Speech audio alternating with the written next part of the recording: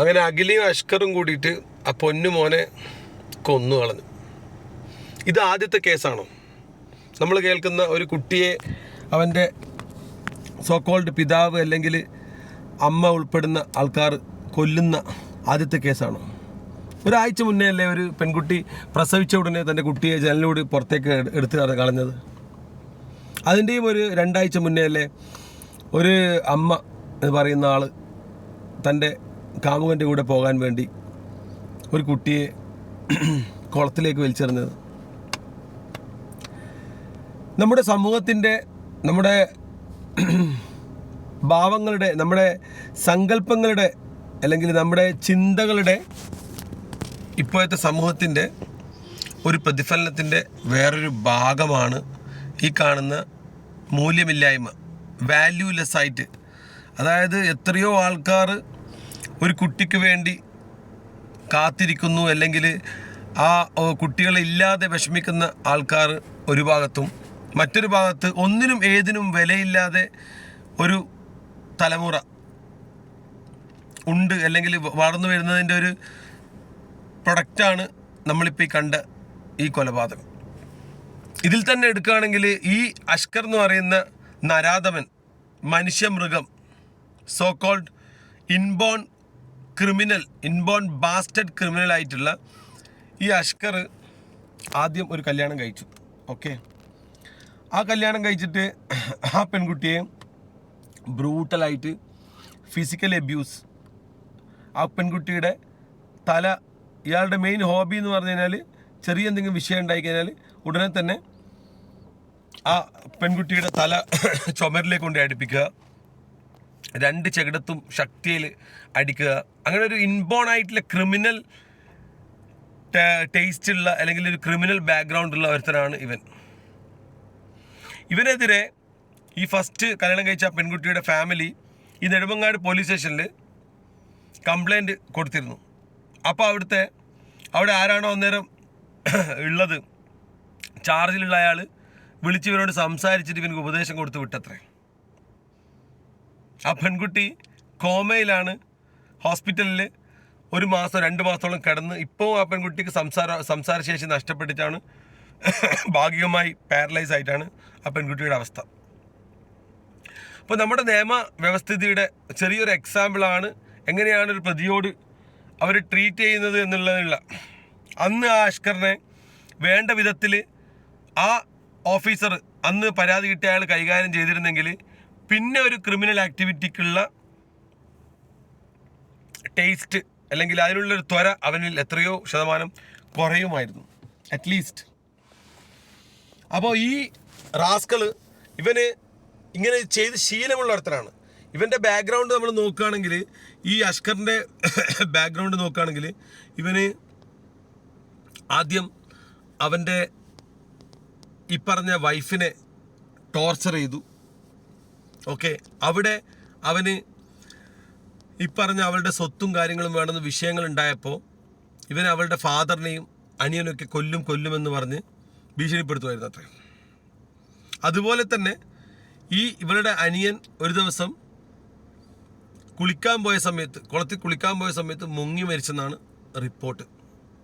ആ മരണം അന്വേഷിക്കണ്ടേ? ഇതേ അഷ്കറാണ് അവിടെയും സീനിലുണ്ടായിരുന്നത് അന്ന്.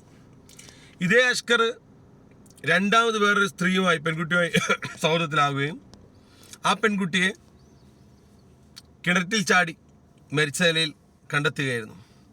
ഇതേ അഷ്കറിന് തന്നെയാണ് ഇപ്പോൾ നിലവിലുള്ള റിലേഷൻഷിപ്പിലുള്ള ഈ പെൺകുട്ടിയുടെ ഭർത്താവ് സൂയിസൈഡ് ചെയ്താണ് കണ്ടെപ്പെട്ടത്.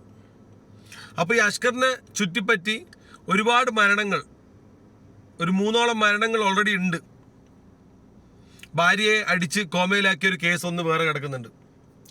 ഒരുപാട് ക്രിമിനൽ ബാക്ക്ഗ്രൗണ്ടുള്ള ഈ ചങ്ങാതി ഒരു കൂസലുമില്ലാതെ ഈ സമൂഹത്തിന് എന്നെ ഒന്നും ചെയ്യാൻ പറ്റില്ല എന്നുള്ള ശക്തമായ ഉറപ്പിൽ ഇവരിങ്ങനെ വിരാജിച്ച് നടക്കുകയായിരുന്നു. അപ്പോഴാണ് ഇവൻ്റെ ഈ ബന്ധത്തിലുള്ള കുട്ടി, ഈ മോൻ, 1.5 വയസ്സുള്ള മോന് ഇവൻ്റെ ഈ ക്രൂരതയ്ക്ക് ഇരയായി വന്നിട്ടുള്ളത്. ഇനിയിപ്പോൾ ഇത് ഉണ്ടാകാൻ പോകുന്ന കാര്യങ്ങൾ എന്തൊക്കെയാണെന്ന് നമുക്ക് ഊഹിക്കാവുന്നതേ ഉള്ളൂ. നോർമലി 1-2 മാസം അത് കഴിഞ്ഞാൽ അവന് ബെയിൽ കിട്ടും. കുറച്ച് കഴിഞ്ഞാൽ നല്ലൊരു വക്കീൽ അവന് വേണ്ടി ഫ്രീ ആയിട്ട് ചിലപ്പം വാദിക്കാൻ വരും. അങ്ങനെ ഈ കേസും മറ്റേതു കേസും പോലെ ഇല്ലാണ്ടായിട്ട് അങ്ങനെ അങ്ങ് തേനി മാറി പോകുന്നതാണ് നമ്മൾ ഈ അടുത്ത കാലഘട്ടത്തിൽ കണ്ടുള്ള കേസുകളിൽ മിക്കവാറും നമ്മൾ ഒരു 10 കേസ് എടുക്കുകയാണെങ്കിൽ അതിൽ 7-8 കേസ് അങ്ങനെ അങ്ങ് പോകും. വളരെ ചുരുക്കം കേസുകളിൽ മാത്രമേ ശക്തമായ തെളിവുകളും കാര്യങ്ങളൊക്കെ ഹാജരായതിനു ശേഷം മാത്രം പ്രതികൾക്ക് ശിക്ഷ കിട്ടുന്ന കേസുകൾ കാണുന്നുള്ളൂ. ഇത് നമ്മുടെ സിസ്റ്റത്തിൻ്റെ അല്ലെങ്കിൽ സോ കോൾഡ് നമ്മുടെ ഇപ്പം പ്രസൻ്റ്ലി ഉള്ള ഈ ജുഡീഷ്യറിയുടെ പ്രോബ്ലംസ് ഒരുപാടുണ്ട്. കാരണം ഇപ്പോൾ ഈ കേസ് തന്നെ എടുക്കാം. ഈ കേസിൽ ഈ പറയുന്ന അഷ്കറും ഈ അഖിലക്കും അവർക്ക് അവരുടെ ലൈഫുമായിട്ട് സുഖമായിട്ട് മുന്നോട്ട് പോകാമായിരുന്നു. ഈ കുട്ടി അവരുടെ ഇടയിൽ വന്നു ഇങ്ങനെ കിടക്കുന്നത് കൊണ്ടാണ് ഈ ഒരു പ്രോബ്ലത്തിലേക്ക് പോയത് എന്ന് നമ്മൾ പറയുകയാണെങ്കിൽ ഇതിൽ സിസ്റ്റത്തിലുള്ള പ്രോബ്ലം ഈ കുട്ടിയുടെ ഫാദറിൻ്റെ ആൾക്കാർക്ക് കുട്ടിയെ വേണം. അതുപോലെ ഈ അഖിലയുടെ പാരൻസ് ആയാലും അവരും കുട്ടിയെ നോക്കാൻ തയ്യാറാണ്. പക്ഷേ നമ്മുടെ സിസ്റ്റം, നമ്മുടെ നിയമവ്യവസ്ഥ പറയുന്നത് കുട്ടി പ്രായപൂർത്തിയാകാത്ത കുട്ടിയാണെങ്കിൽ ആ കുട്ടി അമ്മയുടെ കൂടെ പോട്ടെ. ശരി, എന്നാൽ ഈ പറയുന്ന അമ്മയുടെ മെൻ്റൽ സ്റ്റെബിലിറ്റി, ഈ അമ്മയുടെ മറ്റുള്ള റിലേഷൻഷിപ്പ്, ഈ അമ്മ ഒരു ദിവസത്തിൽ എത്ര മണിക്കൂർ ആ വീട്ടിലുണ്ട്, ഈ അമ്മ വർക്ക് ചെയ്യുന്ന ലേഡിയാണോ, ഈ അമ്മ ഡാൻസ് കളിക്കാൻ പോകുന്ന അമ്മയാണോ, ഈ അമ്മ ഈ കുട്ടിയെ നോക്കുമോ എന്നുള്ള എന്തെങ്കിലും ഒരു ക്രൈറ്റീരിയ അല്ലെങ്കിൽ എന്തെങ്കിലും ഒരു ഗവേണിംഗ് ബോഡി ഈ പറയുന്ന കോടതി കൊടുക്കുന്നുണ്ടോ? ചുമ്മാ കുട്ടി അമ്മയുടെ കൂടെ പോട്ടെ. ഈ കുട്ടിയുടെ 2 കൈയും കഴിഞ്ഞ മാസം 1 മാസം മുന്നേ ഒടിഞ്ഞു. ഈ അഷ്കർ തന്നെ തല്ലി ഒടിച്ചു എന്ന് പറയുന്നേക്കും. വേറെ ഏതൊരു രാജ്യത്താണെങ്കിലും ഒരു കുട്ടിയുടെ 2 കൈയും ഒടിഞ്ഞു കഴിഞ്ഞാൽ ആരും ഒന്നും പറയണ്ട. അത് കാണുന്ന ഏതെങ്കിലും ഒരാൾ റിപ്പോർട്ട് ചെയ്ത പ്രകാരം പോലീസ് സ്വമേധയാ കേസെടുത്ത് മാതാപിതാക്കൾക്കെതിരെ സ്വമേധയാ കേസെടുക്കുകയും ചൈൽഡ് വെൽഫെയർ അതോറിറ്റി ആൾക്കാർ ഈ കുട്ടിയെ കൊണ്ടുപോവുകയും ചെയ്യും. വേറെ സംസാരമൊന്നുമില്ല. കുട്ടി വീണോ, കുട്ടി ഫുട്ബോൾ കളിച്ചോ, കുട്ടി സ്കൂട്ടർ ഓടിച്ചോ, കുട്ടി കാർ ഓടിച്ചോ എന്നുള്ള ചോദ്യം വരുന്നില്ല.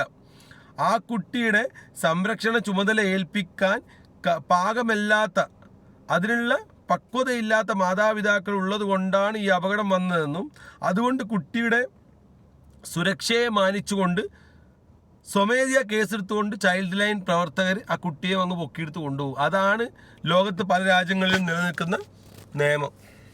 അതിനെയാണ് നിയമം എന്ന് പറയുന്നത്. ഇവിടെ നമ്മൾ വെച്ച് പുലർത്തുന്ന സാധനത്തിൻ്റെ പേര് 947 എഴുതി വെച്ച് ആ 947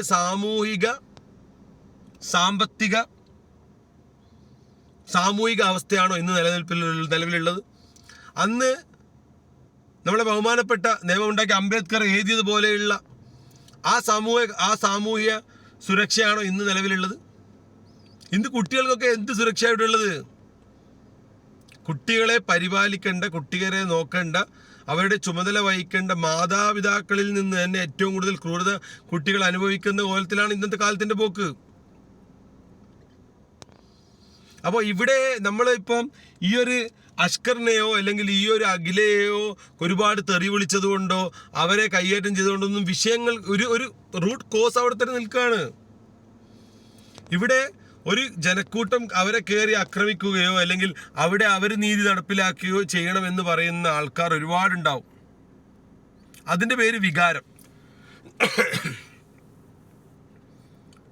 ഇവിടെ വേണ്ടത് നമ്മുടെ സാമൂഹിക അവസ്ഥയ്ക്ക് പാകമായ നിയമത്തിലുള്ള അമെൻമെന്റ്സ് ആണ്. നമ്മുടെ സോ കോൾഡ് ആയിട്ടുള്ള നിയമങ്ങൾ കാലഹരണപ്പെട്ടവ ഇന്നത്തെ കാലഘട്ടത്തിനനുസരിച്ച് അതിൽ വരുത്തേണ്ട മാറ്റങ്ങൾ നമ്മുടെ നിയമവ്യവസ്ഥയിൽ വന്നേ പറ്റൂ. മസ്റ്റായിട്ടുള്ള കാര്യമാണ്. കാരണം അതിലുള്ള പഴുതുകൾ കൊണ്ടാണ് ഈ പറഞ്ഞ പോലെയുള്ള ഈ നോൺസെൻസുകൾ, ഈ കൈവേറുടെ മക്കളൊക്കെ ഇങ്ങനെ ഈ ചെറിയ 1 വയസ്സ് 1.5 വയസ്സുള്ള മോനെയൊക്കെ ഇത്രയും ടോർച്ചർ ചെയ്യണമെങ്കിൽ അവൻ്റെ ധൈര്യം വരുന്നത് എവിടെ നിന്നാണ്? അറിയാം, മാക്സിമം ഈ കുട്ടി മരിച്ചു പോയാൽ ഞാൻ എന്തെങ്കിലും ഒരു കള്ളക്കഥ പറഞ്ഞ് അതിൽ രക്ഷപ്പെട്ടു പോരും എന്നുള്ള ഒരു കോൺഫിഡൻസ് ഉള്ളതിൽ നിന്നാണ് ഈ അഷ്കറിനെ പോലെയുള്ള ക്രിമിനലുകൾ ഉണ്ടാകുന്നത്. ഇതിവൻ്റെ ആദ്യത്തെ തവണ എന്നല്ല, ഉറപ്പാണ്. ഇവനിതിൻ്റെ മുൻപ് കൊലപാതകങ്ങൾ നടത്തിയിട്ടുള്ള ഒരാൾ തന്നെയാണ്, ഷുവറാണ്. അവൻ്റെ ഒരു സൈക്കോളജി, അവനുള്ള ഒരു മോഡസ് ഓഫ് ഓപ്പറാൻഡി, അവൻ കൈകാര്യം ചെയ്തിരിക്കുന്ന ഒരു രീതി ഒരു ദിവസം കൊണ്ടല്ല ഈ കുട്ടിയെ കൊന്നിരിക്കുന്നത്. പല തവണയായി കുട്ടിയെ വേദനിപ്പിക്കുകയാണ്, ചെറിയ ഡോസിൽ. അതിൻ്റെ കാലിലും അവിടെ ഇവിടെയൊക്കെ ബേൺ വരുത്തിയിട്ടും അവസരം കിട്ടുമ്പോഴൊക്കെ അതിൻ്റെ കൈ ഒടിച്ചിട്ടും അതിൻ്റെ തല ചുമരിലടിച്ചിട്ടും അതിനെ ഇല്ലാതാക്കുക എന്നുള്ള ലക്ഷ്യം വെച്ചുകൊണ്ട് തന്നെ അതിനെ പല തവണയായി ആക്രമിച്ചു കൊണ്ടിരിക്കുന്ന ഒരു രീതിയിലാണ് അവൻ്റെ പെരുമാറ്റം. അപ്പോൾ ഇത് ബൈ ലോ ഈ ഒരു കേസിൽ അവർക്കിപ്പം അവരെ മാക്സിമം ശിക്ഷ വാങ്ങിക്കൊടുക്കുക അല്ലെങ്കിൽ അതിനു വേണ്ടിയുള്ള പ്രവർത്തനം എന്തായാലും ചെയ്യും. പക്ഷേ ഈ ഒരു കേസോട് കൂടി ഇത് തീരുന്നതാണോ? അവിടെയാണ് റിലവൻസ്. ഇതിൻ്റെ സോഷ്യൽ റിലവൻസ് വരുന്നത് എങ്ങനെയാണെന്ന് വെച്ച് കഴിഞ്ഞാൽ ഈ ഒരു കേസ്, അല്ലെങ്കിൽ ഞാൻ പറയാം ഇതിൻ്റെ ഒരു 2 മാസം മുന്നേ ഈ വർഷത്തിൽ തന്നെ എടുത്തൊരു കേസിൽ ഒരു ബാറിൽ വെച്ചിട്ട് 2 ചെറിയ പിള്ളേർ, ഒരുത്തന് 18 വയസ്സ്, ഒരുത്തന് 21 വയസ്സ്, ഏട്ടന് വേണം അച്ചുവും കൊച്ചും, ഇവർ രണ്ടും കൂടി ഒരു യുവാവിനെ, ഒരു 35 വയസ്സുള്ള ഒരാളെ എന്തോ ഒരു വിഷയം, സോഡൻ്റെ ഓപ്പണർ ഇല്ലെന്നോ എന്തോ ഒരു കാര്യം പറഞ്ഞിട്ട് അടിച്ചങ്ങോട്ട് കൊല്ലുക. ഇതുപോലുള്ള കേസുകൾ നമ്മുടെ നാട്ടിൽ ദിനം പ്രതി കൂടി വരികയാണ്. അതായത് ഇതിനൊന്നും ഹോട്ട് ബ്ലഡ് എന്ന് പറയാൻ പറ്റില്ല, കോൾഡ് ബ്ലഡ് മർഡർ. ഒരു കാര്യവുമില്ലാതെ, പ്രത്യേകിച്ചൊരു ലക്ഷ്യമില്ലാതെ, പ്രത്യേകിച്ചൊരു റീസൺ ഇല്ലാതെ, പ്രത്യേകിച്ചൊരു ടെമ്പർമെൻ്റ് ഇല്ലാതെ ഇവർക്ക് ചെറിയൊരു അസൗകര്യമുണ്ട്, അതുകൊണ്ട് എതിരുള്ള ആളെയും കൊല്ലുകയാണ്. ഇപ്പോൾ ഈ കേസിലെടുത്തോ, ഈ അഷ്കറിനും ഈ പറഞ്ഞ ഈ പെണ്ണിനും അവർക്ക് അവരുടെ രീതിയിൽ ജീവിക്കണമെങ്കിൽ അവർക്ക് ജീവിക്കാമല്ലോ. എന്തൊക്കെ ഓപ്ഷൻസ് ഉണ്ട്. ഈ കുട്ടി അനാഥാലയത്തിന് കൊടുക്കാം, അമ്മ തൊട്ടിൽ ഏൽപ്പിക്കാം, ഞാൻ പറഞ്ഞ ചൈൽഡ് വെൽഫെയറിന് DVനെ ഏൽപ്പിക്കാം, ഒന്നും വേണ്ട, പോലീസ് സ്റ്റേഷനിൽ പോയിട്ട് SIൻ്റെ കയ്യിൽ കുട്ടീനെ കൊടുത്തിട്ട് പോയാൽ മതി, അയാളായിക്കോളും ബാക്കി കാര്യങ്ങൾ. എന്തൊക്കെ ഓപ്ഷൻസ് ഉണ്ട്. ഈ ഓപ്ഷൻസ് ഒന്നും സ്വീകരിക്കാതെ അതിനെ കൊന്നു കളഞ്ഞേക്കാം, എളുപ്പമാണല്ലോ. ഇതിൽ പല ഫാക്ടേഴ്സും ഉണ്ട്. വിദ്യാഭ്യാസത്തിലെ എഡ്യൂക്കേഷൻ, അത് നമ്മളെ എഡ്യൂക്കേഷൻ സിസ്റ്റത്തിൻ്റെ പ്രോബ്ലം അവിടുന്ന് മുതൽ തുടങ്ങേണ്ടിയിരിക്കുന്നു. ഓരോ മനുഷ്യജീവനുമുള്ള വാല്യൂസ്, ഓരോ കുട്ടികൾ മുതലുള്ള ആൾക്കാർക്കുള്ള അവരുടെ അവകാശങ്ങൾ, അത് എങ്ങനെ ഓരോരാളെയും നമ്മൾ റെസ്പെക്റ്റ് ചെയ്തുകൊണ്ട് കൊടുക്കണം എന്നുള്ള കാര്യം മുതൽ ഒരു സൊസൈറ്റിയിൽ എന്തൊക്കെയാണ് നമ്മൾ നമ്മുടെ ഭാഗത്ത് നിന്ന് കൊടുക്കേണ്ടത് എന്നുള്ള ഒരു മൂല്യമില്ലായ്മ തുടങ്ങിയിടത്ത് തന്നെയാണ് വരുന്നത്. ആ ഒരു കേസിൻ്റെ ഭാഗമായിട്ടാണ് ഈ പറഞ്ഞ എല്ലാ പുണ്ടത്തരങ്ങളും നടക്കുന്നത്.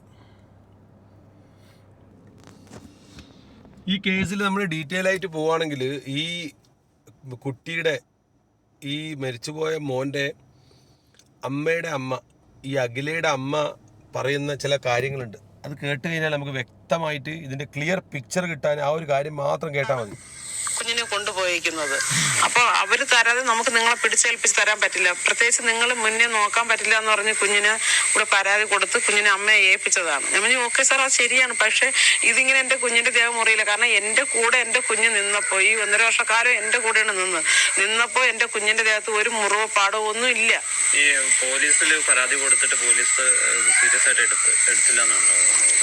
സീരിയസ് ആയിട്ട് എടുത്തില്ലാന്ന് ഒരു പക്ഷെ വേണമെങ്കിൽ എനിക്ക് പറയാം. കാരണം എന്ന് വെച്ചാൽ ഞാൻ വ്യക്തമായിട്ട് പറഞ്ഞു കുഞ്ഞിന്റെ കൈ ഇങ്ങനെ ഒടിഞ്ഞതാണ്, ഫോട്ടോ സഹിതം കാണിച്ചു കൊടുത്തതാണ്. അവിടെ താഴെ നമ്മളെ SIയുടെ അടുത്തായാലും DYSPയുടെ അടുത്തായാലും പറഞ്ഞു. അപ്പോൾ നമുക്ക് എൻ്റെ മനസ്സിൽ എന്തോ ഈ ഒളിഞ്ഞിരിക്കാത്ത കാര്യങ്ങൾ ഞാൻ തുറന്നു പറയുന്ന കൂട്ടത്തില്ല. ഞാൻ സാർ എനിക്കിങ്ങനെ ഒരിത് ഉണ്ട്, സംശയമുണ്ട് സാർ, അത് അന്വേഷിക്കണം. അപ്പോൾ പറഞ്ഞു കുഞ്ഞിൻ്റെ അമ്മയാണ് കുഞ്ഞിനെ കൊണ്ടുപോയിരിക്കുന്നത്. അപ്പോൾ അവർ തരാതെ നമുക്ക് നിങ്ങളെ പിടിച്ചേൽപ്പിച്ച് തരാൻ പറ്റില്ല. പ്രത്യേകിച്ച് നിങ്ങൾ മുന്നേ നോക്കാൻ പറ്റില്ല എന്ന് പറഞ്ഞ് കുഞ്ഞിന് ഇവിടെ പരാതി കൊടുത്ത് കുഞ്ഞിനെ അമ്മയെ ഏൽപ്പിച്ചതാണ്. ഞാൻ പറഞ്ഞു ഓക്കെ സാർ, അത് ശരിയാണ്. പക്ഷേ ഇതിങ്ങനെ എൻ്റെ കുഞ്ഞിൻ്റെ ദേഹം മുറിയില്ല. കാരണം എൻ്റെ കൂടെ എൻ്റെ കുഞ്ഞ് നിന്നപ്പോൾ, ഈ 1.5 വർഷക്കാലം എൻ്റെ കൂടെയാണ് നിന്നപ്പോൾ എൻ്റെ കുഞ്ഞിൻ്റെ ദേഹത്ത് ഒരു മുറിവോ പാടോ ഒന്നും ഇല്ല. അപ്പോൾ ഇപ്പോൾ പെട്ടെന്ന് ഇങ്ങനെ 2 കൈയും ഒടിഞ്ഞു എന്ന് പറയുമ്പോൾ എനിക്ക് പറ്റില്ല, എനിക്ക് അങ്ങോട്ട് ഉൾക്കൊള്ളാൻ കഴിയണില്ല. സാർ അതിൻ്റെ നടപടി എടുക്കണമെന്ന് പറഞ്ഞു. അപ്പോൾ എനിക്കിപ്പോൾ എന്ത് പറയണമെന്ന് പറഞ്ഞ് സത്യം പറഞ്ഞാൽ അറിയില്ല. എനിക്ക് എൻ്റെ മനസ്സ് പോലെ മൊത്തം കല്ലിച്ച് നിൽക്കുകയാണ്. എന്ത് ചെയ്യണമെന്നുള്ളത് എനിക്ക് വ്യക്തമായിട്ട് പറയാൻ പറ്റുന്നില്ല. ചൈൽഡ് ലൈനിൽ ഈ കൈ ഒടിഞ്ഞ സമയത്ത് തന്നെ, അതായത് ഈ 5-ാം തീയതി ഈ കൈ ഒടിഞ്ഞു എന്ന് പറഞ്ഞിട്ട് ഞാൻ പരാതി കൊടുത്തതിന്റെ പിറ്റേന്ന് രാവിലെ ബസ്സിൽ ഇരുന്നപ്പോഴാണ് ഞാൻ ചൈൽഡ് ലൈനെ വിളിച്ച് പറയണത് ഇങ്ങനെ ഒരു സംഭവം ഉണ്ടായി. അപ്പോൾ അവിടെ നിന്ന് എന്നോട് സംസാരിച്ച് സാർ പറഞ്ഞത് നിങ്ങൾ സ്റ്റേഷനിൽ കംപ്ലൈന്റ് കൊടുത്തേക്കല്ലേ, ഇന്ന ദിവസം അവിടെ ചെല്ലാൻ പറയല്ലേ, അവിടെ സംസാരിച്ച് കോംപ്രമൈസ് ചെയ്തതിന് ശേഷം ഞങ്ങൾ ഈ പരാതി ഞങ്ങൾ അന്വേഷിച്ചോളാന്ന് പറഞ്ഞിട്ടുണ്ടായിരുന്നു. പിന്നെ വിളിച്ചിട്ടൊന്നുമില്ല. ഓക്കെ, അപ്പോൾ ഈ സംഭവം കേട്ടല്ലോ. ഈ കുട്ടി, ഈ അഷ്കർ ഇപ്പോൾ തല ചുമരിലടിപ്പിച്ചിട്ടും കൈ കൊണ്ട് ഞെക്കിയിട്ടൊക്കെ കൊന്ന ഈ പൊന്നുമോന് 1 മാസം മുന്നേ ഈ 2 കൈയും ഒടിഞ്ഞൊരു കേസ് ഉണ്ടായിട്ടുണ്ട്. ഇപ്പോൾ ഈ നമ്മൾ കേട്ട ശബ്ദം ഈ കുട്ടിയുടെ അമ്മ, അഖിലയുടെ അമ്മ, അവരാണിത്. അവരൊക്കെ പൊന്നുപോലെ നോക്കാൻ റെഡി ആയിട്ടുള്ള ആൾക്കാരാണ്. അതുപോലെ തന്നെ ഈ അഖിലയുടെ ആദ്യത്തെ മരിച്ചുപോയ ഹസ്ബൻഡ്, അയാളുടെ അച്ഛൻ, അയാളും പറയുന്നുണ്ട്. അയാളുടെ ക്ലിപ്പുണ്ട്, അത് വെക്കാം. അപ്പോൾ ഇവർ പറയുന്നത് വ്യക്തമായിട്ട്, ഈ സ്ത്രീ പറയുന്നത് ഈ കുട്ടിയുടെ 2 കൈയും ഒടിഞ്ഞപ്പോൾ തന്നെ സ്ത്രീക്ക് അതിയായ ഡൗട്ട് ഉണ്ട്. ഒരിക്കലും 2 കൈ ഒരു കുട്ടിയുടെ ഒടിയില്ല. മനസ്സിലായില്ലേ? എങ്ങനെ സൈക്കിളിൽ നിന്ന് വീണാലും എങ്ങനെയാലും ഒരു കൈയാണ് ഒടിയുന്നത്. 2 കൈയും ഒരുപോലെ ആരെങ്കിലും തിരിച്ചൊടിച്ചാലേ ഒടിയത്തുള്ളൂ. അപ്പോൾ അങ്ങനത്തെ ഒരു കേസ് ഡൗട്ടുള്ളത് കൊണ്ട് ആ സ്ത്രീ പോലീസ് സ്റ്റേഷനിൽ പോയിട്ട് SIയെയും DYSP ഒക്കെ ബന്ധപ്പെട്ട് കുട്ടിയെ വിട്ടുകിട്ടണമെന്ന് ആവശ്യപ്പെട്ടപ്പോൾ അവർ പറഞ്ഞതാ പോലും കുട്ടി അമ്മയുടെ കൂടെ. ഞാൻ നേരത്തെ പറഞ്ഞ കേസ്, കുട്ടി അമ്മയുടെ കൂടെ. അങ്ങനെയാണ് അതിൻ്റെ നിയമത്തിലെ അപാകത. കുട്ടി അമ്മയുടെ കൂടെ. ഓക്കെ, അപ്പോൾ ഈ ചൈൽഡ് ലൈൻ പ്രവർത്തകർക്ക് ഇവർ കംപ്ലയിൻറ്റ് കൊടുത്തിട്ടുണ്ട്. ചൈൽഡ് ലൈൻ പ്രവർത്തകർ പറഞ്ഞ പോലും സ്റ്റേഷനിൽ നിങ്ങളെ വിളിപ്പിക്കും, അവരൊരു തീരുമാനം പറയും, എന്നിട്ട് അതിൽ റെഡിയാകുന്നില്ലെങ്കിൽ ഞങ്ങളെ വിളിക്കുക. എന്തിനാടോ ഈ ചൈൽഡ് ലൈന്, കോൾഡ് ലൈൻ എന്നൊക്കെ പറഞ്ഞിട്ട് ശമ്പളവും മേടിച്ചിട്ട് നിൽക്കുന്നത്? പൂട്ടിയിട്ട് പോയിക്കൂടെ നിനക്കൊക്കെ? ഏറ്റവും വലിയ ഉത്തരവാദി ഈ പറഞ്ഞ ചൈൽഡ് ലൈനും ഈ പറഞ്ഞ കോപ്പിലെ ഈ ടീമുകളൊക്കെയാണ്. എടോ, ഒരു കുട്ടിയുടെ 2 കൈയും ഒടിഞ്ഞു കഴിഞ്ഞാൽ ആ കുട്ടി സുരക്ഷിതമായ ഒരു സ്ഥലത്തല്ല ഉള്ളത്. ആ കുട്ടിയുടെ അമ്മയോ അച്ഛനോ ആരോ അതിനെ ഉപദ്രവിക്കുന്നുണ്ട്. ഇനി ഒന്നും വേണ്ട, ആരും ഉപദ്രവിക്കുന്നില്ല. ആ കുട്ടിയുടെ അച്ഛനും അമ്മയ്ക്കും മാനസികമായുള്ള പ്രാപ്തി ഇല്ലാത്തത് കൊണ്ട് ആ കുട്ടി എവിടുന്നോ വീണു. അങ്ങനെയുള്ള കുട്ടിയുടെ സംരക്ഷണം ഏറ്റെടുക്കാനല്ല ഇവിടെ ചൈൽഡ് ലൈനും ചൈൽഡ് വെൽഫെയർ പ്രവർത്തനമൊക്കെ നടക്കുന്നത്. പിന്നെന്ത് മറ്റേതിനാണ് ഈ ചൈൽഡ് ലൈനും ഗോൾഡ് ലൈനും ഒക്കെ നടക്കുന്നത്? അവരന്ന് ഏറ്റെടുത്തിട്ടുണ്ടെങ്കിൽ ഈ കുട്ടി ഇന്നും ജീവൻ ഉണ്ടാവുമായിരുന്നു. അവർ നൈസ്. ഇപ്പം ഞാൻ പറഞ്ഞ കേസാണ്. അതായത് പോലീസിനായാലും ചൈൽഡ് ലൈനായാലും ഒരുപാട് കേസുകൾ വരുന്നുണ്ട്. ഇപ്പം നമ്മുടെ സമൂഹത്തിൻ്റെ ഈ അപജയം കാരണം, മൂല്യച്യുതി കാരണം ഒരുപാട് കേസുകൾ മുക്കിന് ഓരോ 10 വീടിലും ഒരു വീട്ടിൽ ഇങ്ങനത്തെ കേസുകൾ ഉണ്ടാവും. അപ്പോൾ അവർക്ക് ഈ കേസുകൾ കണ്ട് മടുത്ത് മയിരെന്ന് പോലെ കോലത്തിലായ അവന്മാർക്ക്. എന്ത് മൈറ്റിലെ കേസാണ് ഇത്? എപ്പം നോക്കുമ്പോൾ കുട്ടിനെ അത് ഒന്ന് ഇത് അടിച്ചു പിടിച്ചു. അവർക്ക് വയ്യ.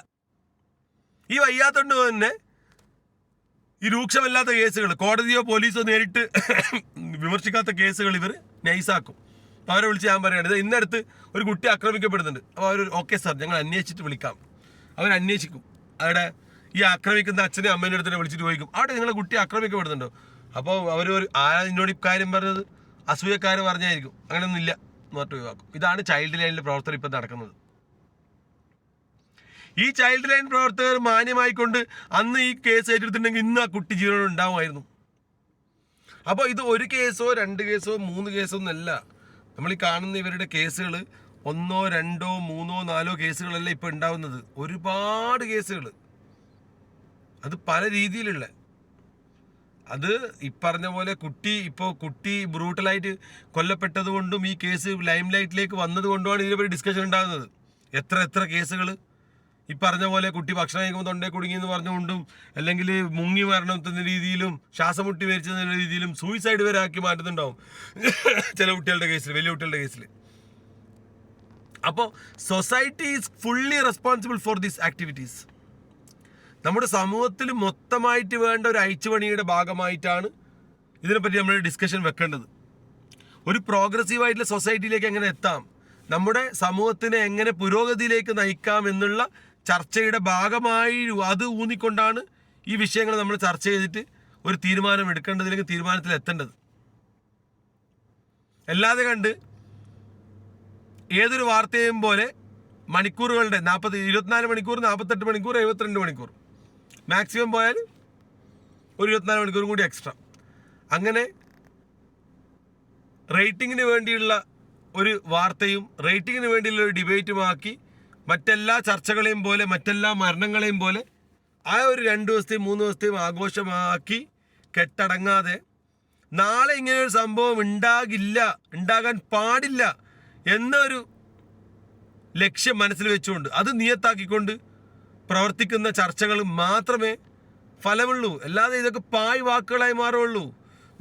ഞാൻ ഈ പറയുന്ന വാക്കുകൾ പോലും അത് നാളെ ഒരു നന്മ ഉണ്ടാകണം, നാളെ ഒരു കുട്ടി ആക്രമിക്കപ്പെടാൻ പാടില്ല എന്നുള്ള ലക്ഷ്യം വെച്ചിട്ടുള്ള ഒരു ചർച്ചയെ വേണ്ടി ഒരാൾക്കെങ്കിലും ചിന്തിക്കാൻ തോന്നിയാൽ ആ തോന്നലിന് വേണ്ടിയുള്ള ചർച്ചകളാണ് നമ്മൾ മുന്നോട്ട് വെക്കേണ്ടത്. അല്ലാതെ ഈ പറയുന്ന ഒരു അഷ്കറിനെ കുറേ തോന്നിവാസം വിളിച്ചതുകൊണ്ടോ അല്ലെങ്കിൽ അഖിലയെ കുറേ വേശ്യാന്ന് വിളിച്ചതുകൊണ്ടോ ഒന്നും അതിൽ നിന്ന് ഒരു ഫ്രൂട്ട്ഫുൾ ഒരു പ്രൊഡക്റ്റീവായ കാര്യം അതിൽ നിന്ന് വരാൻ പോകുന്നില്ല. നമുക്ക് അന്നേരമുള്ള മാനസികമായ ഒരു സംതൃപ്തി മാത്രമേ കിട്ടുന്നുള്ളൂ അതിൽ നിന്ന്. Okay guys.